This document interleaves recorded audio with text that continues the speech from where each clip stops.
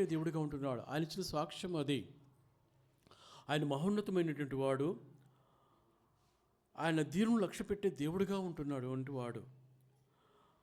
ఆయన మొదటి సమూయేలు 16:6 మొదటి సమూయేలు 16:6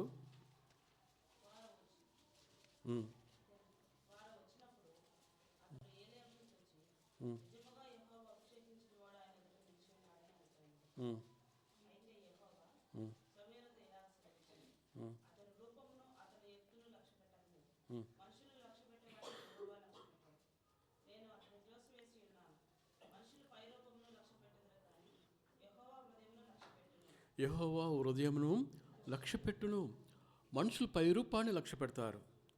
బాహ్య రూపాన్ని బట్టి, లేకపోతే బయటికి కనిపించే వాటిని బట్టి, లేకపోతే అతని ఉద్యోగ స్టేటస్ని బట్టి, అతని నుంచి బోధించే విధానాన్ని బట్టి మనం లక్ష్య పెట్టే వారంగా ఉంటాం. కానీ దేవుడు అలాంటి లక్ష్య పెట్టేవాడు కాదు. ఇక్కడ లక్ష్య పెట్టుట అనే పదము 5 సార్లు రాయబడి ఉంది. లక్ష్య పెట్టుట అని. ఆయన మన హృదయాలను గెలిగినటువంటి దేవుడు. ద్వితీయోపదేశకాండం 10:17 ప్రకారం, ద్వితీయోపదేశకాండం డిట్రోనమీ 10th verse చాప్టర్ 17, ద్వితీయోపదేశకాండము 10.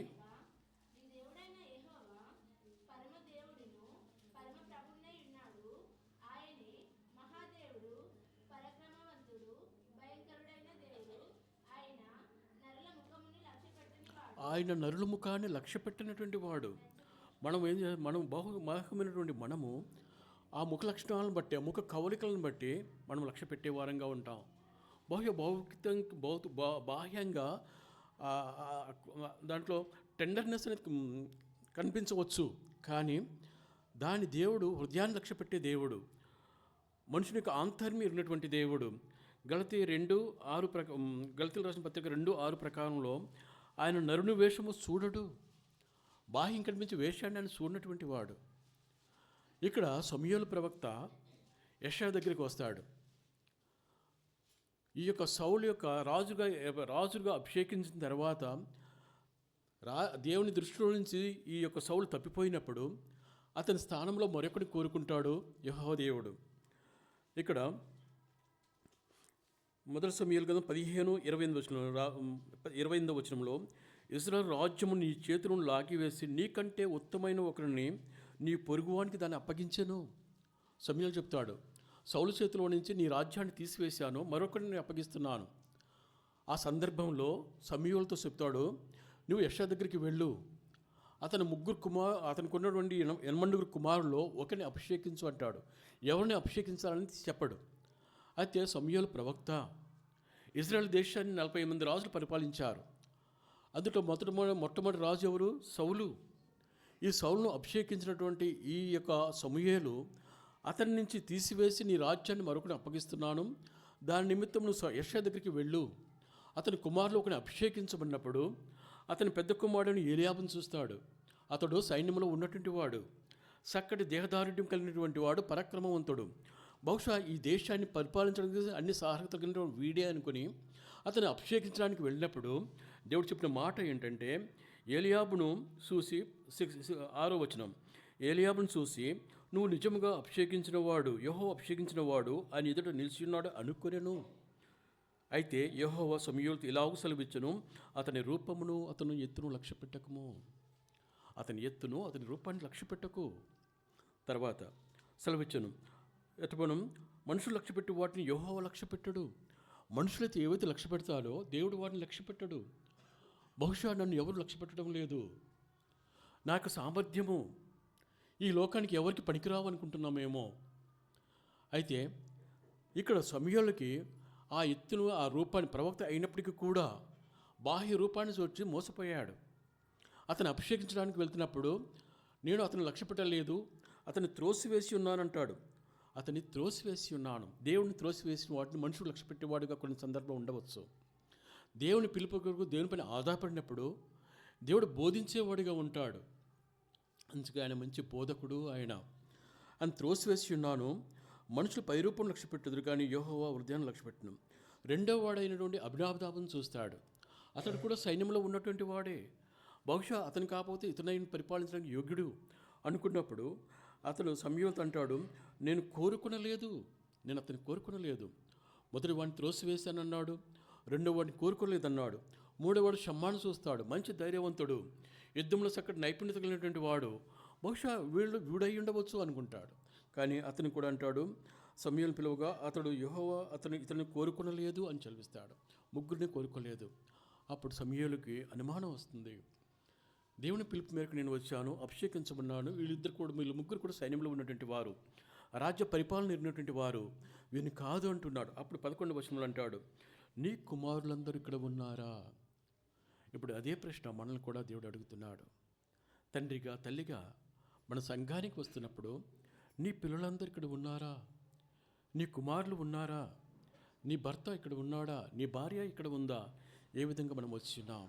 దేవుని ప్రశ్నకు ఆయన ప్రశ్నిస్తున్నప్పుడు మన సమాధానం ఏంటి? యెషయా అంటాడు, అయితే నా కుమారులందరూ, కడసారి వాడున్నాడు, ఆడిక్కడ లేడు. నీ కుమారులు 11వ వచనం, నీ కుమారులందరూ ఇక్కడ ఉన్నారని యెషయా అడగా, ఇంకను కడసారి వాడున్నాడు, అయితే వాడు గొర్రెలు కాయిస్తున్నాడు. తండ్రి ఇచ్చిన సమాధానం అది. నాకు 8 కుమారులు, అయితే అందరినీ ఎడుగురైపోతారు. చివరి వాడైనటువంటి వాడు ఇక్కడ లేడు. ఎక్కడున్నాడు? వారు గొర్రెలు కాయిస్తున్నాడు. దావీదు జీవితంలో మొట్టమొదటిసారిగా తన జీవితంలో ఎదుర్కొన్నటువంటి ప్రశ్న, మొదటి యోహాను 4:8 చూసాం, దేవుడు ప్రేమాస్వరూపాన్ని గుర్తెరిగాం. ఇక్కడికి వచ్చేటప్పటికీ నీ అందరికంటే చిన్న కుమారుడైనటువంటి వాడి, అన్నిటికంటే చిన్న కుమారుడైనటువంటి ఈ దావీదు ఇంటిలో లేడు. ప్రపంచంలో ఈ లోకరీతిగా చూసుకున్నట్లయితే అందరికంటే చిన్న కుమారుడిని తల్లిదండ్రులు బాగా ప్రేమిస్తారు. కడసారిగా పుట్టినటువంటి వాడు ఎప్పుడు కూడా ఇంటిలోనే ఉంటాడు, తల్లి దగ్గరే ఉంటాడు, తండ్రి దగ్గర ఉంటూనే ఉంటాడు, అన్నదమ్ముల మధ్యలో ఉండేవాడిగా ఉంటాడు. కానీ అందరికంటే చిన్న కుమారుడు వీడు, ఈ దావీదు ఇంటిలో లేడు. ఎక్కడున్నాడు? ఊరు వెలుపట ఉన్నాడు. ఎక్కడ ఉన్నాడు? అరణ్యంలో ఉన్నాడు. ఎలా ఉన్నాడు? వర్షానికి తడుస్తున్నాడు, ఎండకు ఎండుతూ ఉన్నాడు. తనలో నుండి భావాలను వ్యక్తపరచుకోవడానికి, పంచుకోవడానికి తనకంటూ స్నేహితులు ఎవరూ లేరు. తన స్నేహితులు గొర్రెలే. తన భాష గొర్రెల భాష. ఊర్పు వెలుపట అరణ్యంలో ఉన్నటువంటి వాడు ఎక్కడున్నాడు? గొర్రెల మధ్యలో ఉన్నాడు, క్రూరమైన జంతువుల మధ్యలో ఉన్నటువంటి వాడు. ఇది దావీదు యొక్క బాల్యము. దావీదు జీవితంలో మొదటిగా ఎవరి ప్రేమను కోల్పోయాడంటే తండ్రి గారి ప్రేమను కోల్పోయినటువంటి దావీదు. ఇంటిలో ఉండవలసినటువంటి వాడు ఊరు వెలుపట అరణ్యములో ఉన్నాడు, ఒంటరిగా ఉన్నాడు. తండ్రి నిర్లక్ష్య పెట్టాడు. పరమున్న దేవుడు, పరలోకమున ఆ తండ్రి అతను లక్ష్య పెట్టాడు. అందుకే యెషయా ప్రవక్త అంటాడు, నీ కుమారులందరూ ఇక్కడ ఉన్నారా అంటే, నా కుమారుడు కడసారి వాడు ఇక్కడ లేడు, వాడు అరణ్యంలో ఉన్నాడు. 11వ వచనంలో అందుకు సమూయేలు, నీవు వాడిని పిలిపించుము, అతడు వచ్చే వరకు కూర్చుందుమో. అతడు వచ్చే వరకు, we can wait still he will come. అతను వచ్చే వరకు నేను వేసి ఉంటాడు. దేవుని అనుగ్రహము, దేవుని యొక్క ప్రేమ స్వరూపే. అందుకే దావీదు ఇచ్చిన సాక్ష్యం ఏంటంటే, యెహోవా మహోన్నతుడైన, ఆయన దీనులను లక్ష్య పెట్టను. అరణ్యంలో ఉన్నటువంటి దావీదును లక్ష్య పెట్టినటువంటి దేవుడు దావీదు జీవితంలో మొట్టమొదటిసారిగా తండ్రి ప్రేమను కోల్పోయాడు. అతడు వచ్చే వరకు నేను వేసి ఉంటాను. బహుశా తల్లిదండ్రుల ప్రేమను కోల్పోయినటువంటి వారు అనేకులు ఈ లోకంలో ఉన్నారు. నన్ను ప్రేమించిన నా తల్లిదండ్రులు నన్ను ప్రేమించకపోతే ఎవరు ప్రేమిస్తారు? నా తల్లిదండ్రులు నన్ను వెలుపల పంపిస్తే నన్ను ఎవరు స్వీకరిస్తారు? నిరాశ నిస్పృహలో ఉన్నటువంటి వారి పట్ల దేవుడు ఇచ్చే వాగ్దానం ఏంటంటే, దేవుడు ప్రేమాస్వరూపి కాబట్టి నరులు త్రోసివేశారేమో, నరులు పై రూపాన్ని లక్ష్య పెడుతున్నారేమో, కానీ హృదయాన్ని లక్ష్య పెట్టే దేవుడు దావీదు హృదయాన్ని లక్ష్య పెట్టాడు. అందుకే దావీదు దేవుని యొక్క హృదయానుసారిగా మార్చబడ్డాడు.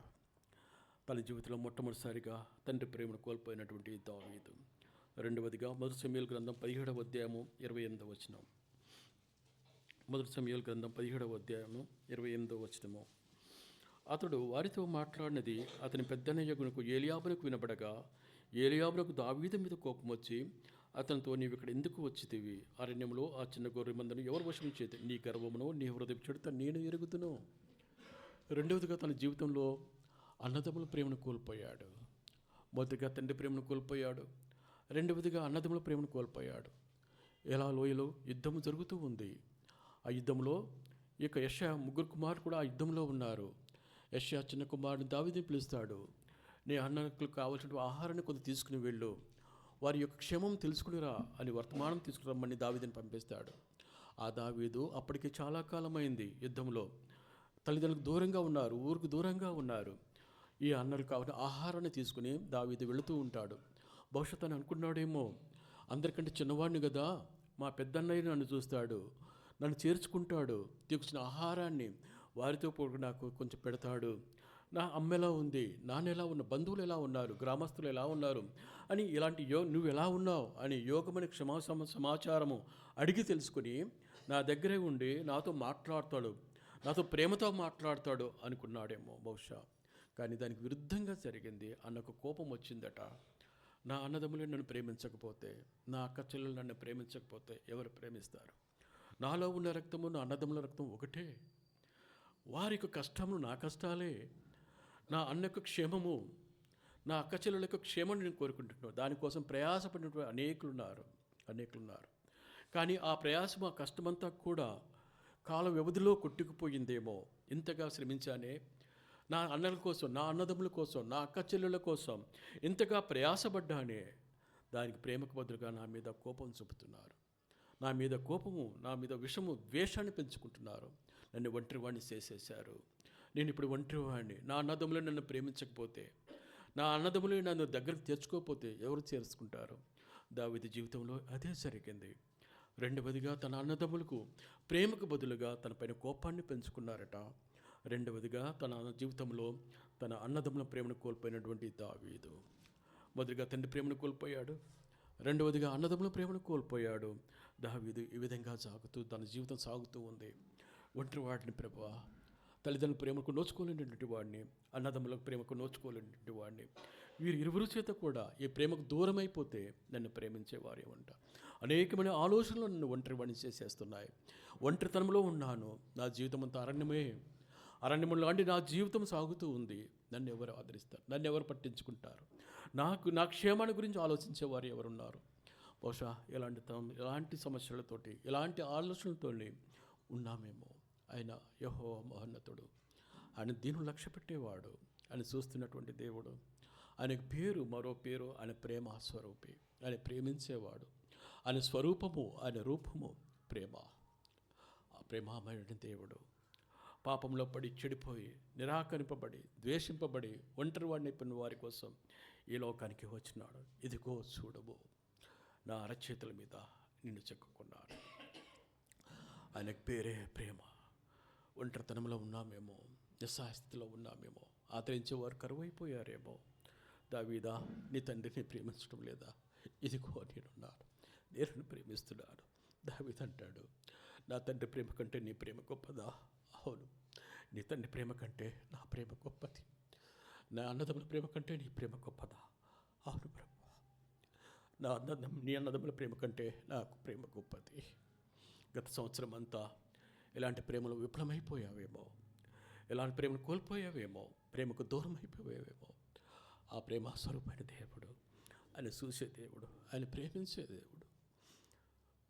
దావీదు జీవితంలో రెండంతల ప్రేమను కోల్పోయాడు. మూడవదిగా మొదటి సమూయేలు గ్రంథము 18వ అధ్యాయము 8వ వచనము. ఆ మాటలు సౌలుకు ఇంపుగా ఉండనందున అతడు బహుకోపం తెచ్చుకొని దావీదునకు 10,000 కుల దేనియో, నాకు 1,000 కుల దేని స్థుతులు పడరే, రాజ్యం తప్ప మరి ఏమి అతను తీసుకునగలడు అనుకుని. కాబట్టి నాటి నుండి సౌలు దావీదు మీద విషపు చూపు నిలిపాను. ఏనాటి నుండి విజయం వచ్చినటు నుండి, ఏనాటి నుండి శత్రు చేతిలో నుంచి దేశం సురక్షితంగా వచ్చినప్పటి నుండి, శత్రు చేతిలోనికి దేశం వెళ్ళడం సిద్ధంగా ఉంది. సౌలుకు నిద్రపడడం లేదు. ఏ రాత్రో ఏ గడియనో నా దేశమంతా కూడా శత్రువుల ఆధీనంలోకి వెళ్ళిపోతుంది, ఫిలిష్తీయుల చేతిలోనికి వెళ్ళిపోతుంది. నేను బంధించబడతాను, నా రాజ్యంను కోల్పోతాను. అలాంటి కష్ట సమయంలో దావీదు వచ్చాడు, గొలియాతును సంహరించాడు. గొలియాతు శిరస్సును పట్టుకున్నాడు. వస్తూ ఉన్నప్పుడు దేశ ప్రజలైనటువంటి వారు, ఆ స్త్రీలు అతని గురించి స్తుతులు కొనియాడుతున్నప్పుడు ఆ మాట సౌలుకు ఇంపుగా లేదట. మూడవదిగా రాజుగారి ప్రేమను కోల్పోయినటువంటి దావీదు. రాజుగారి ప్రేమను కోల్పోతే ఆ దేశంలో ఎలా జీవించగలడు? ఎక్కడైనా ఉండగలగడు? కౌసు పిట్టవలే త్రొంబడుతున్నాడు, ఒంటరివాడైపోయాడు. ఆనాటి నుండి దావీదు మీద విషపు చూపు నిలిపాను అని రాయబడి ఉంది. ఏ దేశంలో అయినా సరే, దేశం ప్రతిష్ఠిత కొరకు, దేశం యొక్క క్షేమం కొరకు ఎవరైతే ప్రాణాలు తెగించి సహవాసం చేసి దేశం కోసం పోరాటం చేస్తారో ఆ దేశం అతన్ని అత్యున్నతమైన బిరుదులతో సత్కరిస్తున్నది వాస్తవం. మన దేశంలో కూడా అలాంటి సత్కారాలు అనేకం. సైన్యంలో చేరినటువంటి వారికి ఫరమవీర్ చక్ర అనే బిరుదును దేశం సత్కరిస్తూ ఉంటుంది. కానీ దానికి భిన్నంగా జరిగింది. ప్రేమించవలసిన రాజు, తనకి గౌరవించవలసిన రాజే ఆనాటి నుండి విషపు చూపు చూపాడట. మన కోసం మనం చేస్తున్న ఉద్యోగాల్లో కావచ్చు, అధికారుల చేత మనం అనేక సార్లు ఇలాంటి పరిస్థితుల్లో వెళ్ళిపోయినప్పుడు, మన ప్రమేయం ఏమీ లేనప్పుడు కూడా, మన ప్రయాసంతో కూడి ఆ సంస్థకు పని చేసినప్పుడు కూడా మనం నిర్లక్ష్య పెట్టేవారంగా ఉన్నప్పుడు దేవుడికి ప్రోత్సాహకరమైన మాట ఏంటంటే, నేను నిన్ను ప్రేమించేవాడిగా ఉన్నాను. యెహోవా మహోన్నతుడైనను, ఆయన దీనుని లక్ష్యపెట్టును, ఆయన లక్ష్య పెట్టేవాడు. ఎవరైతే దీనికి తిరుగుబాటు చేయలేదు. దావీదు తండ్రి ప్రేమను కోల్పోయినా, దావీదు తండ్రితో ఏనాడు కూడా ఇది కష్టమైన పని, అందరికంటే బాధ్యతమైన పని తల్లిదండ్రులు పెద్ద కుమారుడికి అప్పగిస్తారు. కానీ దానికి భిన్నంగా చిన్న కుమారుడికి అప్పగించారు. ఏనాడు దావీదు ప్రశ్నించలేదు, అన్నను ప్రశ్నించలేదు. తను ఒంటరివాడైపోయినప్పటికీ కూడా తను దేవునిపైన నిరీక్షణ ఉంచాడు. నిరీక్షించి ముందుకు సాగిపోతూ ఉన్నాడు. దావీదు జీవితంలో 3 అంతల ప్రేమను కోల్పోయాడు. మొదటిగా తండ్రి ప్రేమను కోల్పోయాడు, రెండవదిగా అన్నదమ్ముల ప్రేమను కోల్పోయాడు, మూడవదిగా రాజుగారి ప్రేమను కోల్పోయినటువంటి దావీదు. నాలుగవదిగా మొదటి సమూయేలు గ్రంథం 18వ అధ్యాయము 28వ వచనం. 18:28.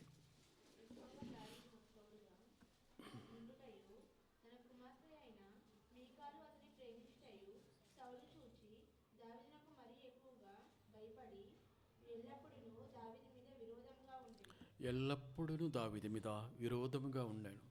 ఎవరు ఇతను? మామగారే. ఈ లోకరీతిగా చూసుకున్నట్లయితే కుమారుల కంటే అల్లులను ఎక్కువగా ప్రేమిస్తారు.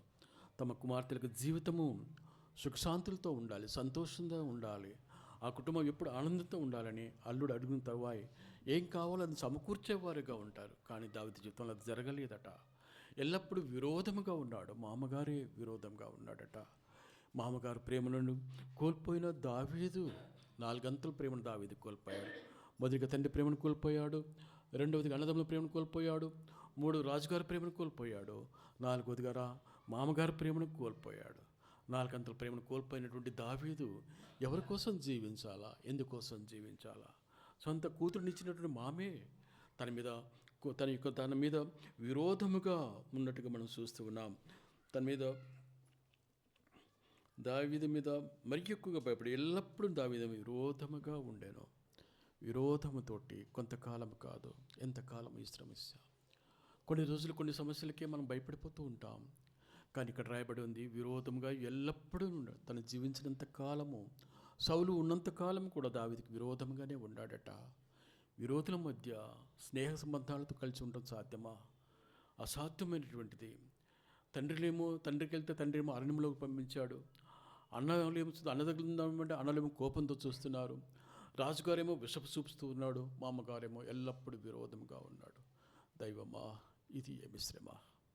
ఈ శ్రమలలో నుంచి నన్ను గట్టెక్కించేవారు ఎవరు? ఎటు చూసినా శత్రు సమూహాన్ని కనిపిస్తుంది. ప్రేమించేవారు కొదవైపోయారు, ప్రేమించేవారు ఎవ్వరూ లేరు. ఇప్పుడు నిరాశతో మిగిలిపోయాను, ఒంటరివాడిని అయిపోయాను, తరంబడుతూ ఉన్నాను. ఇది నా జీవితము, ఎక్కడికని వెళ్ళగలను? ఎవరు నాకు ఆశ్రయం కల్పిస్తారు? ఎవరు నాకు ప్రోత్సాహం ఇస్తారు? ఎవరు నన్ను చెరదిరిస్తారు? ఎవరు నాతో ప్రీతిగా మాట్లాడతారు? దేవుడు ప్రేమాస్వరూపి.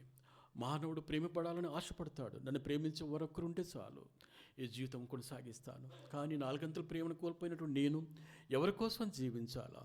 బహుశా ఆ రోజు దావీదు దేవునికి తన వెనుక చూపినట్లయితే బహుశా దావీదు గ్రంథంలోకి వచ్చేవాడు కాదేమో, నేను మీ మధ్య ఉండేవాడిని కాదేమో. దేవుడు ప్రేమాస్వరూపి. యెహోవా మహోన్నతుడైనను, ఆయన దీనులను లక్ష్యపెట్టును, ఆయన దూరం నుండి గర్విష్ఠులను బాగా ఎరుగును. దావీదును చూస్తున్నటువంటి దేవుడు నిన్ను నన్ను చూస్తున్నాడు. ఏ విషయంలో నువ్వు ప్రేమను కోల్పోయావో, ఏ విషయంలో నువ్వు నిరాకరింపబడ్డావో, ఏ ప్రేమ కోసం పరితపిస్తున్నావో, కానీ దేవుడు ప్రేమాస్వరూపి. ఆయన ప్రేమించేవాడు. ఎవరు ప్రేమించినా ప్రేమించకపోయినా ఇదిగో నేనున్నాను, నేను ప్రేమిస్తున్నాను అని చెప్పేవాడు. ఆయన వాత్సల్యత కలిగినటువంటి వాడు, ఆయన కృపా సమృద్ధి కలిగినటువంటి వాడు. ఆయన వైపు నువ్వు చూపినట్లయితే, ఆయన వైపు నువ్వు చూసినట్లయితే ఆయన చూసే దేవుడు. ఆదాము చూసినటువంటి దేవుడు.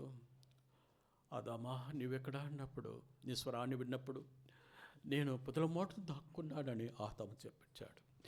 ఇదే మాట, అదే స్వరము మోషే మోషే నువ్వెక్కడ నిర్గమాకాండ 3వ అధ్యాయంలో పిలిచినప్పుడు ఆయన సమీపించి మోషేని పిలిచినటువంటి దేవుడు, మోషేని అరణ్యంలో చూసినటువంటి దేవుడు, దేవాలయంలో సమూయేలును పేరు పెట్టి సమూయేలు అని పిలిచినటువంటి దేవుడు, చెట్టుపైన జక్కయ్యను చూసి జక్కయ్య దిగుమని పిలిచినటువంటి దేవుడు, నేడు దినాని మందిరంలో ఉన్నటువంటి నిన్ను చూస్తున్నటువంటి దేవుడు, పేరు పెట్టి పిలిచే దేవుడు ఆయన ప్రేమించేవాడు. దావీదును చూసినటువంటి దేవుడు, దావీదు జీవితాన్ని గుర్తినటువంటి దేవుడు. నేను ఒంటరి వాడిని ప్రభువా, నా జీవితం అంతా ఒంటరితనమే, బాల్యంలోనే నా జీవితం అంతా కూడా అరణ్యంలో కల్పించింది.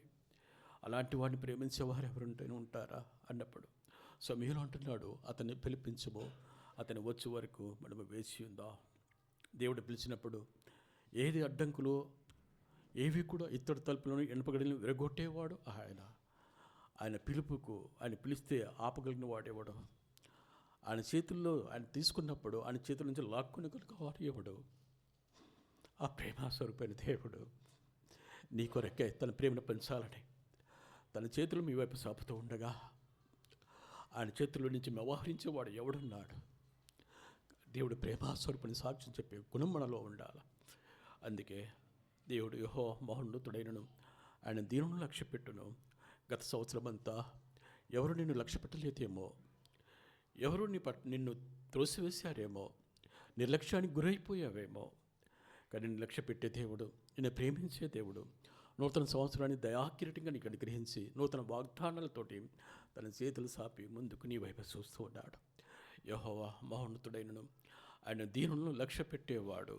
4 అంతల ప్రేమను కోల్పోయిన దావీదు, నువ్వు ఏ విషయంలో ప్రేమను కోల్పోయావో, ఏ విషయంలో నిస్సారంతో ఉన్నావో, ఆయన ప్రేమించే దేవుడు నీ దగ్గర ఉన్నాడని మనకు గుర్తెరగాల. 5వదిగా మొదటి సమూయేలు గ్రంథము 19వ అధ్యాయము 11 నుంచి 12 వరకు. ఉదయమున అతని చంపబలని పొంచి ఉండి దావీదును పట్టుకున్నట్టుకే సౌలు అతని ఇంటికి దూరం పంపగా, దావీదు భార్య అయిన మీకాలు, ఈ రాత్రి నీ ప్రాణం దక్కించుకుంటేనే కానీ నీవు చంపబడదువని చెప్పి కిటికీకుండా దావీదును దింపగా అతను తప్పించుకొని పారిపోయాను. ఎక్కడి నుంచి పారిపోయాడు? తండ్రి దగ్గర నుంచి పారిపోయాడా? అన్నదమ్ముల దగ్గర నుంచి పారిపోయాడా? మామగారి దగ్గర నుంచి పారిపోయాడా? రాజుగారి దగ్గర నుంచి పారిపోయాడా? ఒక భార్య దగ్గర నుంచి భర్త పారిపోవట ప్రపంచంలో జరిగినటువంటి వింత దావీదు జీవితంలో జరిగింది. 5వదిగా తన జీవితంలో భార్య ప్రేమను కోల్పోయిన దావీదు. ఒక భార్య భర్తను ప్రోత్సాహపరచపోతే, భర్త భార్యను ప్రేమించకపోతే ఎవరు వాళ్ళకి ఆదరించగలరు? బహుశా భర్త ప్రేమకు నోచుకోలేదేమో, భర్త ప్రేమకు నోచుకోకుండా ఇక్కడ కూర్చున్నావేమో, భార్య ప్రేమను నోచుకోక నువ్వు ఉన్న ఒంటరివాడి అయిపోయావేమో, దిక్కుస్తోసిన స్థితిలో నీవు ఉన్నావేమో. అయినా సరే భార్య ఇక్కడి నుంచి వెళ్ళిపోవాలి. ఎక్కడికైనా వెళ్ళగలం ప్రభువా. ఇంటికి వెళ్దామంటే నానేమో అరణ్యంలోనికి పంపించాడు, ద్వారాలు మూసేశాడు. అన్న దగ్గరికి వెళ్దామంటే అన్నలేమో కోపంతో చూస్తున్నారు, మామగారేమో ఎల్లప్పుడూ విరోధంగా ఉంటున్నాడు, రాజుగారేమో తరుముతూ ఉన్నాడు. ఎక్కడికి వెళ్ళని ప్రభా, అన్ని ద్వారాలు మూసివేయబడి ఉన్నాయి, ఏ ద్వారం తెరిచి ఉంది? ఇప్పుడు దేవుడు అంటున్నాడు, ప్రభు వైపు చూపినప్పుడు, నీ తల్లిదండ్రులు నీ ద్వారాలు మూసివేశారా? ఇదిగో నేను నా ద్వారం తెరిచి ఉన్నాను. నీ అన్నదమ్ముల ద్వారాలు మూసివేశారా? ఇదిగో నా ద్వారాన్ని తెరిచి ఉన్నాను. నీ భార్య నిన్ను వెళ్ళిపోమందా? ఇదిగో నేనున్నాను, నా దగ్గరికి రా. దేవుడు ప్రేమ స్వరూపి. అందరూ ద్వేషింపడేసేప్పటికీ కూడా, అందరూ ద్వేషించి త్రోసివేసినప్పటికీ కూడా ఆయన ప్రేమించేవాడిగా ఉన్నాడు. యాకోబు జీవితంలో చూసుకున్నట్లయితే యాకోబు 2 భార్యలు, రాహేలు అందమైనటువంటి భార్య, సౌందర్యవంతురాలు. లేయా చూసుకున్నట్లయితే లేయా జబ్బు కలది. లేయా భౌతిక సంబంధం భర్త యొక్క ప్రేమను నోచుకోలేకపోయింది. రాహేలు భౌతిక సంబంధం భర్తను ప్రేమను నోచుకుంది. యాకోబు రాహేలు దగ్గరే ఉంటున్నాడు. అయితే లేయా తన కోసం ఎదురు చూసి కన్నీరు కారుస్తూ అలాగే తన కోసం ఎదురు చూస్తుందట. తన జన్మదినాన భర్తను ప్రేమించి భర్త ప్రేమను ఆ రోజు ఈ దినదిన నా దగ్గరికి వస్తాడు, తనకిష్టమైన ఆహారాన్ని సిద్ధపరుస్తానని తన భర్త కోసం ఎదురు చూస్తుందంట. సూర్యుడు ఉదగించకముందే లేచింది, తనకు కావాల్సిన ఆహారాన్ని సిద్ధపరిచింది, తన రోక కోసం ఎదురు చూస్తుందట. భర్త చాడ కనిపించలేదు. ఉదయించిన సూర్యుడు అస్తమించాడు, భర్త రాలేదు. ఇప్పుడు తన హృదయంలో అంతా చీకటితో నింపుకుంది, కళ్ళండి కన్నీరు కారిదాయి, తన మోకాళ్ళ పెట్టి ఏడ్చి ఏడ్చి అలాగే నిద్రపోయిందట. ఆ రాత్రి వేళ పరమతున్న దేవుడు ఆమెను చూశాడు, ఆమెను లక్ష్య పెట్టాడు, లేయా అని పిలిచాడట. ఆ స్వరము నా భర్త స్వరంలా ఉంది, ఇది యాకోబు స్వరంలా ఉంది అని కళ్ళు తెలిసిందట. లేయా నీ గర్భాన్ని తెరుస్తున్నాను, ఇది 12 గోత్రాల్లోకెల్లా మొదటి గోత్రమైన రూబేను గోత్రాన్ని నీకు ఇస్తున్నాను, తీసుకోలేయా అన్నాడట. భర్త ప్రేమతో నిరాకరింపబడినటువంటి ఆమె పరసంబంధమైన భర్తను పరలోకముందు భర్త దిగివచ్చి గుడ్రాలైనటువంటి లేయా అని గర్భాన్ని తెరిచాడు. 12 గోత్రాల మొదటి గోత్రమైన రూబేను గోత్రాన్ని ఇచ్చాడు. అంతేకాదు, లేయా ఇదిగో రెండోసారి నీ గర్భాన్ని తెరుస్తున్నాను, ఇదిగో లేవి నా యాజకు నా యొక్క మందిరములో, నా సమాజం మందిరములోని సేవ చేసే భాగ్యం కలిగించే లేవి గోత్రాన్ని నీకు ఇస్తున్నాడు, తీసుకోలేయా అన్నాడట. ఒంటరి దానిపై దిగులుతో విచారంతో ఉన్నావా? భర్త సంరక్షణ లేకుండా ఉన్నావా? ప్రపంచంలోనే ధైర్యశాలి షిమ్యోను గోత్రాన్ని నీకు ఇస్తున్నాను, తీసుకోలేయా అన్నాడట. 300 గర్భాన్ని తెలిసాడు. అంతేకాదు, లోకరక్షకుడైన యేసుక్రీస్తు ప్రభువారు ఈ లోకానికి రావడానికి కారకమైనటువంటి యూదా గోత్రాన్ని నీకు ఇస్తున్నాను, తీసుకోలేయా అన్నాడట. దైవమా, ఇది ఏమి ప్రేమ! భౌతిక సంబంధం చూస్తే రాహేలు గొడ్రాలుగా మిగిలిపోయింది. పరసంబంధంగా గర్భానికి శ్రేష్టమైన 4 గోత్రాలు ఆమెకు అనుగ్రహించబడ్డాయి. తర్వాత రాహేలుని దర్శించాడు, కానీ ఇంత శ్రేష్టమైన గోత్రాలు తన గర్భం నుంచి రాలేకుండా పోయి, నేటి దినాన నన్ను ప్రేమించేవారు లేరే, నేను ఆధారంలోకి ఒంటరిదాన్ని అయిపోయానే, నేను ఒంటరివాడిని అయిపోయానే, నన్ను ప్రేమించేవారు ఎవరున్నారు అని దిగులతోటి విచారంతో నీవు కూర్చున్నావేమో. దేవుడు ప్రేమాస్వరూపని దేవుడు. యెహోవా మహోన్నతుడైనను, ఆయన దీనులను లక్ష్యపెట్టును. ఇక్కడ భార్య వెళ్ళిపోమంది, కానీ పరలోకమున్న దేవుడు భార్య ప్రేమ కంటే నా ప్రేమ గొప్పది అన్నటువంటి ఆ దేవుడు ఆ ప్రేమకు నోసుకున్నాడు. దావీదు తన వైపు చూస్తున్నాడు. అదొక దేశము, ఆ దేశము ప్రపంచంలో ప్రసిద్ధి చెందిన దేశం అది. ఆ దేశంలో నిష్టగల కుటుంబం ఒకటి ఉంటుంది. ప్రపంచంలో అతి పొడవైన నైలు నది ప్రవహించే దేశం అది. పిరమిడ్ల గల దేశం అది. ఆ దేశంలో ఒక భార్యాభర్తలు నిష్టగల కుటుంబంలో ఉంటూ జీవిస్తూ ఉన్నారు. భర్త భార్యను అమితంగా ప్రేమించేవాడు, భార్య కూడా భర్తను అమితంగా ప్రేమించేది. సంవత్సరాలు గతిస్తూ ఉన్నాయి, రోజులు గడుస్తూ ఉన్నాయి, కానీ ఏదో కారణం ఏదో వెళితే తనలో వెంటాడుతూ ఉంది. రోజులు గడుస్తూ సంవత్సరాలు గడిచిన గర్భం దాల్చలేకపోయింది. కానీ భర్త నీ పిల్లలకు లేకపోయినప్పటికీ కూడా అమితంగా తన పని ప్రేమిస్తూ తన రాగంతో చూస్తూ ఉన్నాడు. అయితే ఏదో కొరత తనలో ఉంది, నిరుత్సాహము తను వెంటాడుతూ ఉంది. భర్త ఒక నూతన ఉద్యోగంలో ఉన్నటువంటి వాడు. ఒకరోజు భార్య నిస్సహాయ స్థితిలో నిరుత్సాహంతో ఉన్నప్పుడు, నా భర్త అమితంగా నన్ను ప్రేమిస్తున్నాడు, నేను నా భర్తను ప్రేమిస్తున్నాను, కానీ ఇంతకంటే మాతృప్రేమ అనేది గొప్పది కదా, అలాంటిది కావాలని ఆశపడుతున్నాను, ఈ కోరిక తీరుతుందా? నిరుత్సాహ సమయంలో ఒక కాంపౌండ్ వాళ్ళు ఒక పత్రిక వచ్చి పడిందంట. నేను దేవుడు ప్రేమ స్వరూపే, నేను ప్రేమించేవాడు, గర్భఫలము యెహోవా ఇచ్చు బహుమానము. కొన్ని సందేశంతో సారాంశాత్మకమైనటువంటి కరపత్రిక అందులో పడిందంట. దాన్ని తీసుకుంది, చదువుతూ ఉంది. మనసు ఆ కొన్ని కింద అడ్రస్ రాయబడిందంట. ఇంకా వివరాలు కావాలంటే కింది చిరునామాకు రాయండి, మీకు కావాలి దేవుని యొక్క ప్రేమను మీకు తెల్లడిపరుస్తామని రాయిపోయింది. అడ్రస్ ఉందంట. అడ్రస్ కమకు లేఖ రాసింది, ఒక పుస్తక గ్రంథం పంపించబడింది. ఆమె చదువుతూ ఉంది. నిజంగా దేవుడు ప్రేమ స్వరూపాన్ని గుర్తెరిగింది. దేవుని యొక్క ప్రేమకు అంకితమైపోతుందంట. భార్యలో ప్రవర్తన భర్త గమనించాడు. పిల్లలు లేకపోయినా నా భార్యను నేను ప్రేమించాను, కానీ దానికంటే భిన్నంగా ఇప్పుడు నా భార్య ఈ యొక్క ఏదైతే మేము నిష్టగల కుటుంబము, దేనికైతే మేము మా దేవుని తప్ప వేరే దేవుని పూజించకూడదు అనుకున్నామో దానికి ఆమె దగ్గరైపోతూ వస్తుందని భర్త ఆమెను సున్నితంగా మందలించాడట. లేదు, నీ ప్రేమ కంటే నా దేవుని ప్రేమ గొప్పది. ఆయన ప్రేమస్వరూపి తన మనసులో అనుకుని తన భర్త గురించి ప్రార్థిస్తూ ఉందంట. రోజులు గడుస్తూ ఉన్నాయి. ఆమె మరింత దేవుడికి సన్నిహితంగా దగ్గరైపోతూ ఉంది. అయితే అదే క్షణంలో భర్తను ప్రేమిస్తూనే ఉంది. కానీ ఈ ప్రేమించే భర్త ఇప్పుడు ఈ యొక్క ఇది నిజమైన దేవుడిని యేసుక్రీస్తుని ప్రేమించడం వలన తనలో పొగను ప్రతీకారాన్ని పెంచుకున్నాడట. అయితే ఆమెను ఏ విధంగా తను దారి మళ్లించాలో ప్రయత్నించాడు, కానీ ఏ ప్రయత్నాలు ఫలించలేదు. దేవుని ప్రేమిస్తూనే ఉంది. అతను విసిగిపోయాడు. చివరకు తీర్మానం చేసుకున్నాడు, ఈమెను నేను అమితంగా ప్రేమించాను, నేటి దినాన ఆమెను ద్వేషిస్తున్నానని తన మనసులో ద్వేషాన్ని పెంచుకొని ఆమెను చంపివేయడానికి ప్రణాళిక సిద్ధం చేసుకున్నాడట. ప్రేమించే భర్త కసాయిగా మారాడు. రోజులు గడుస్తూ ఉన్నాయి. వచ్చే ఫ్రైడే వాళ్ళకి వీక్లీ హాలిడే ఉంటుంది. ఆ ఫ్రైడే తన యొక్క బర్త్డే. ఆ రోజు తీర్మానం చేసుకున్నాడు, ప్రణాళిక సిద్ధం చేసుకున్నాడు, భార్యని ఏ విధంగా సంహరించాలని. దేవుడు ప్రేమ స్వరూపి, ప్రేమించేవాడు నన్ను ప్రేమించే దేవుడిగా ఉంటున్నాడు. అయితే ఆ రోజు రానే వచ్చింది. తను చేస్తున్న ఉద్యోగానికి ఆ నది పైనుంచి అతను ట్రావెల్ చేయాలి.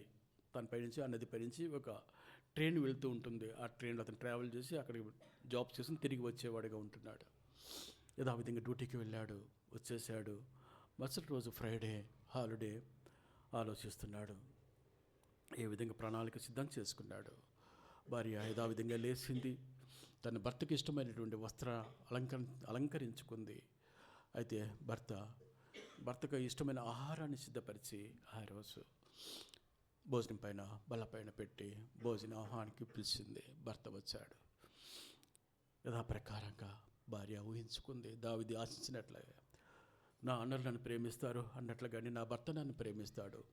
ఈరోజు తనకు ఇష్టమైన ఆహారాన్ని సిద్ధపరిచాను, నాతో కలిసి భోంచేయమంటాడు అనుకుంది. కానీ అవి ఏమీ జరగలేదు. భర్త భోంచేశాడు, తన గదిలోనికి వెళ్ళిపోయాడు. భార్య హాల్లోకి వచ్చింది, మోకాళ్ళపైన కూర్చుని ప్రార్థిస్తూ ఉంది. తన యొక్క పడక గదిలో నుంచి భర్త లేచాడు, కిచెన్ రూమ్లోనికి వెళ్ళాడు, పొడుగైన కత్తిని తీసుకున్నాడు. భర్త ఆ పైన మెదడు గదిలో నుంచి కిందికి దిగి వస్తూ ఆ హాల్లో తన యొక్క మోకాళ్ళ పైన కూర్చుని ప్రార్థిస్తున్నటువంటి ఆమె కనిపించింది. అతని కోపం రెట్టింపు అయిపోయింది. ఒకే వేటితోటి శిరస్సును తెగించి వెళ్తాం అనుకుని దగ్గరికి వచ్చి కత్తిని ఒక్కసారిగా ఆ మెడ దగ్గర తీసుకువచ్చేటప్పటికి ఎందుకో ఒక్క నిమిషం పాటు అతనికి ఆలోచన కలిగింది. చివరిసారిగా అడుగుతాం అని పైకి లేపాడట. భార్య కళ్ళు తెరిచింది. ఆమెతో అంటున్నాడు, నేను ఒక బ్యాంకులో ఉన్నతమైన స్థానంలో ఉన్నటువంటి వాడిని. ఆ బ్యాంక్ లాకర్ కేసు నా దగ్గరే ఉంటాయి. అది ఎప్పుడు ఎక్కడ పెడతానో అది నీకు తెలుసు, నాకు తెలుసు. అవి కనిపించడం లేదు, ఎక్కడ పెట్టావని అడిగాడట. ఎప్పుడు ఎక్కడ పెడతారు అక్కడే ఉంటాయి, వెళ్ళి చూడండి అందంట. అవి అక్కడ లేవు, నువ్వు తీసుంటావు, ఎక్కడ తీసావు చెప్పు అన్నాడట. నాకు తెలియదండి అందంట. అది కనిపించకపోతే నేను చంపివేస్తాను అని కత్తిని మరీ దగ్గరికి తీసుకొచ్చాడట. ఒక్క నిమిషం అని చెప్పి ఒక్క క్షణం పాటు కళ్ళు మూసుకొని ప్రార్థించిందట. ఇది నా చివరి గడియ కావచ్చు ప్రభా, నిశ్చితమైతే ఏ తెలియపరచు అందట అని భర్తని అడిగి ఒక నిమిషం ఆగండి అని చెప్పి తన గదిలోనికి వెళ్ళి ఆ తాళపు చెవులను తీసుకుని కిందకి వస్తుందంట. ఆ చేతిలో ఉన్నటువంటి తాళపు చెవులను చూసి అతని కాళ్ళు వణుకుతూ మొదలుపెట్టాయట. తన చేతిలో ఉన్న ఖడ్గం కింద పడిపోయిందట. ఇది నీ చేతికి ఎలా వచ్చే చెప్పు అంటాడట. ఆమె అప్పుడు ఇలా చెప్పడం ప్రారంభించిందట. అతని భర్త అన్నాడట, ఈ తాళపు చెవులను నా చేతులతోటే నేను వచ్చేటప్పుడు ప్రపంచంలో అతి పొడవైన నైలు నదిలో పడవేశాను, ఇవి నీ చేతికి ఎలా వచ్చా చెప్పు అన్నాడట. అప్పుడు చెప్పడం ఇలా ఆరంభించింది, ఈరోజు నీ జన్మదినం కోసం మార్కెట్కి వెళ్ళావు. మార్కెట్లో బహుశా మటన్ షాప్కి వెళ్ళావేమో, మాంసం కొందామని. మాంసం కొనబుద్ధి కాలేదేమో. చికెన్ షాప్కి వెళ్ళావేమో, చికెన్ కూడా కొనబుద్ధి కాలేదేమో. చేపల షాప్కి వెళ్ళావేమో, ఒక పెద్ద చేపను కొన్నావు. ఆ చేపను తీసుకొచ్చి నాకు ఇచ్చావు, దాన్ని శుభ్రపరుస్తామని. ఆ చేపను శుభ్రపరుస్తుండగా దాని కడుపులో నుంచి ఈ తాళపు చెవులు బయటపడ్డాయి. ఆనాడు యోనాను సంరక్షించడానికి మత్స్యాన్ని పంపించిన దేవుడు నీ చేతుల నుంచి కాపాడడానికి ఆ మత్స్యాన్ని నా ఇంటికి పంపించాడు, నన్ను కాపాడాడు. ఆయన ప్రేమ స్వరూపే. ఆయన ప్రేమ గొప్పది కాదా? నీ ప్రేమ కంటే ఆ ప్రేమ గొప్పది. ఇదిగో నేను గర్భవతిగా ఉన్నాను.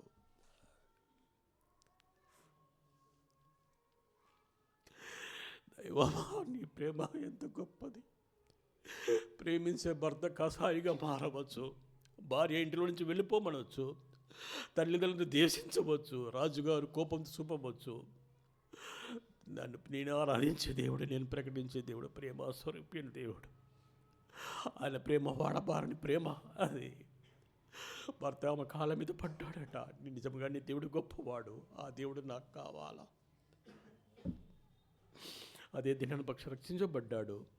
ఆ ఇంటి ఒక సంఘంగా మార్చబడింది. నేటి దినాన ఆ దేశంలో ఒక సంఘంగా ఏర్చబడింది. యెహోవా మహోన్నతుడైనను, ఆయన దీనులను లక్ష్య పెట్టను. ఆయన లైను లక్ష్య పెట్టే దేవుడు ఆయన. నేటి దినాన నిన్ను లక్ష్య పెట్టే దేవుడు ఇక్కడ ఉన్నాడని విశ్వాసించినట్లయితే, నీ సాక్ష్యం దావీదు సాక్ష్యమైనట్లయితే అనేక అద్భుతమైన కార్యములు మన జీవితంలో చూడగలము. 5 అంతల ప్రేమను కోల్పోయినటువంటి దావీదు చివరిగా మొదటి సమూయేలు గ్రంథం 20వ అధ్యాయం 41 వచనం. మొదటి సమూయేలు గ్రంథం 20:41. యోనాతాను తన ఆయుధములను వాని చేతికిచ్చి, వీటిని పట్టణమును తీసుకుని పొమ్మని చెప్పి వాడిని పంపివేసెను. వాడు వెళ్ళిపోయిన వెంటనే దావీదు దక్షిణ దిక్కు నుండి బయటకు వచ్చి 3 మార్లు సాష్టాంగ నమస్కారం చేసిన తర్వాత ఒకరినొకరు ముద్దు పెట్టుకుని ఏడ్చుండిరి. ఇలాగుండగా దావీదు మరింత బిగ్గరగా ఏడ్చాను. తండ్రి ప్రేమను కోల్పోయినప్పుడు దావీదు ఏడవలా, అన్నదమ్ముల ప్రేమను కోల్పోయినప్పుడు దావీదు ఏడవలా, మామగారు ప్రేమను కోల్పోయినప్పుడు దావీదు ఏడవలా, రాజుగారు ప్రేమను కోల్పోయినప్పుడు దావీదు ఏడవలా, భార్య ప్రేమను కోల్పోయినప్పుడు దావీదు ఏడవలేదు. ఒక స్నేహితుడి ప్రేమను కోల్పోయినప్పుడు దావీదు ఏడ్చాడు. దావీదు మొత్తం 5 సార్లు పరిశుద్ధ గ్రంథంలో ఏడ్చాడు. మొట్టమొదటిసారిగా దావీదు ఏడ్చినది ఇక్కడే. యోనాతాను దావీదు శ్రేష్ఠ స్నేహితులు. మొదటి సమూయేలు గ్రంథం 18 మొదటి వచనం ప్రకారంగా యోనాతాను దావీదుని ప్రాణ స్నేహితునిగా భావించుకొనెను. సామెతలు 17:7 ప్రకారముగా నిజమైన స్నేహితుడు విడవక ప్రేమించును. 17:17 నిజంగా ఆ స్నేహితుడు శ్రేష్టమైన స్నేహితుడు. యోహాను సువార్త 15:13-15 రాయబడింది. నేను మిమ్మల్ని నా స్నేహితులుగా భావిస్తున్నాను అంటాడు. ఆ నిజమైన స్నేహితుడే మన మధ్య ఉన్నాడు. ఆ స్నేహితుడు తన శరీరాన్ని రొట్టెగా మార్చబడి నీ మధ్య ఉంచాడు.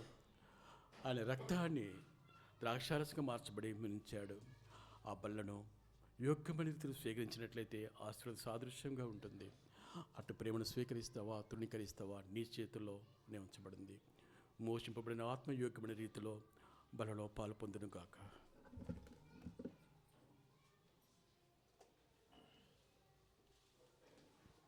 దయచేసి మోకరించండి.